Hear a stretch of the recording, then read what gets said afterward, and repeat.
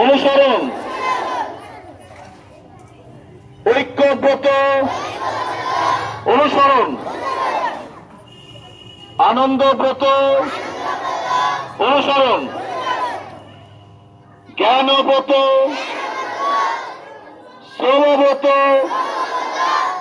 সত্যব্রত, ঐক্যব্রত, আনন্দব্রত অনুসরণ।